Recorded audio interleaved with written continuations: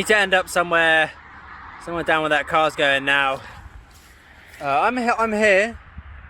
Up there is Farnham, and yeah, my chain snapped. Oh, it's too dark now. But my chain snapped on my bike. But that's fine, because what it means is, one, I don't have to put fuel in it for next week to ride to work. But it also means trying a new chain and sprockets, and we can do a video on how to fit those. So, silver lining, guys, always a silver lining. I have missed having an SV. Oh my god, I love it. It happens. I've just noticed during all this that this left indicator has gone out, so that's another one to add to the list. Right, Recklesham, here I come. Why is everyone coming now? There was nothing earlier. I kept pushing the bike down the road, so I got the bike to where I wanted it to be, which was in the next sort of village over. Every day on my way to work, I pass this house, and there's always a bike outside. So I'd clocked that one, and I thought, I'll tell you what, I'll put it with that bike. A bit out of the way as well. It's not like on a main road where people can. That's where it went. I knocked on the door just to let the guy know that that's what I was doing. He's a very, very nice chap. He looked it up for me. You know, had a few bikes himself.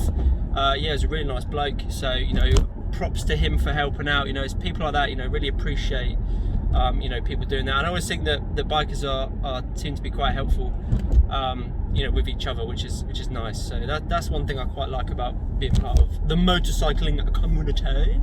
I'm just on my way to pick up a van so that we can go and get it picked up and bring it home, and we can start the changes.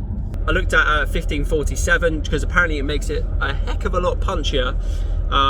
You know, acceleration wise, you're getting a bit more punch, so that would be nice because you don't have to actually really do anything to get it. You're effectively just changing the gearing. Now it'll make it more fun for your blasting around fun roads.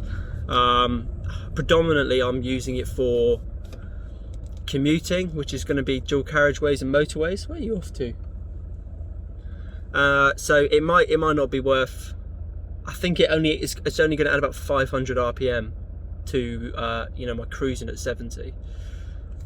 But you know, and I'll probably lose a bit out on fuel economy. But actually, if it's going to make it a bit more raucous, we'll enjoy that. I'm going to vlog this part because I thought everyone knows, or everyone has seen at least, how to do chain and sprockets. And if you haven't, you could Google it. And I didn't want it to become a how-to. That was boring, and I CBA'd with set up the time lapse. But I just realised that this might be helpful for some people that don't know how to do this, or maybe it's not simple. I don't know. I figured it'd be good to film. And just, you know, I am doing this outside. I don't have a garage. This is my shed. It's made of bricks. But what I've come across now is obviously the chain snap. So I have to get rid of my front and rear sprocket. So let me show you what I've had to do, because normally I would loosen the front sprocket off with the old chain still on. But because it's snapped, you have to kind of get creative and, well, not particularly creative, but the chain snapped. So I've taken the front off, taken the front sprocket cover off, which was filthy, so that is soaking in there because it's disgusting. And what I did is I had the chain all curled up around here, fed it up through round the sprocket. I then used this big old socket here. It's a 32mm deep socket that I could then just turn the chain around. Then I grabbed the chain from this side, pulled it through, went over the top of that sprocket. Now, you could just turn the wheel if you wanted to, but I just looped it over, yanked it on. That then gives you something stable to, you know, get this on the front sprocket. Otherwise, if you have it in neutral, it's just going to spin, and if you put it in gear, it will probably just turn the engine over, and apparently it might not be very good for your gears. But if you watch, if I turn this, now I have loosened it off, but if I turn it, the rear wheel starts to move. I don't even see that, so that's no good really. So, but we've got it locking against the rear sprocket. So what you can do is, if you have a very kind friend or girlfriend or someone like a partner, they can jump on the rear brake over there. I'd also advise you get them to sit on it just to give you a little bit of weight as well, just to keep everything from moving. If not though, you're going to have to do it by yourself. It's not quite as straightforward, but I just lean that on there. Let's turn the... Then I get on the bike. So on the bike, 1 foot on this pedal, then just take this hand, grab the bar, and then away she comes. So I do have to do this like awkward like leg thing. It's much easier if you've got 2 people, but if you are by yourself, this Tackers works for me quite well. So we can get that off in no time. And actually, I don't think I showed you what I got. I've ended up going for a DID chain, but it's a 520, so it's down from the 525, a bit lighter, smaller, lighter, but still fine for the SV650. So we're going to get a little bit of a weight saving there from the unsprung weight. But the main things are these sprockets here. So these are AFAM sprockets. Do you know, let's get them out of the packet. What's cool about these, again, they're 520 to match the chain, but we've also got some lightweight holes here, which I think looks sweet AF. So really looking forward to getting that on there. And we've got this rear sprocket here, another AFAM item here, which actually, it's not black, it's like quite a cool sort of bronzy colour, like really deep bronze. And this little beauty is actually a 47 toother. So we've gone +3 on the rear.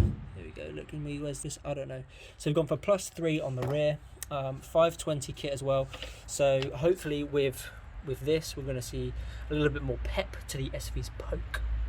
Let's get it on. I might as well too, why not get this all time-lapsey up. So how do I, let's get that there.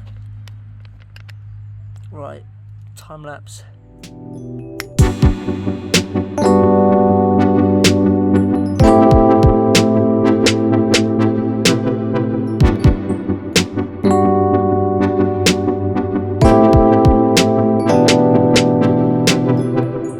So now that the rear sprocket is off, let's have a little comparison.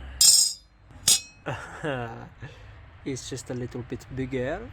I'm really conscious that the light is running out and it's meant to snow from midnight tonight, so I could do one of these like click things and it's done. So it's done. Front sprocket, train and rear sprocket, they're all in place now. As you can see, it's now snowing. I have completed a test ride. If you're thinking about doing +3, it didn't turn it into like a savage animal riding normally, so when I left town here, it felt very, very similar to what it normally did.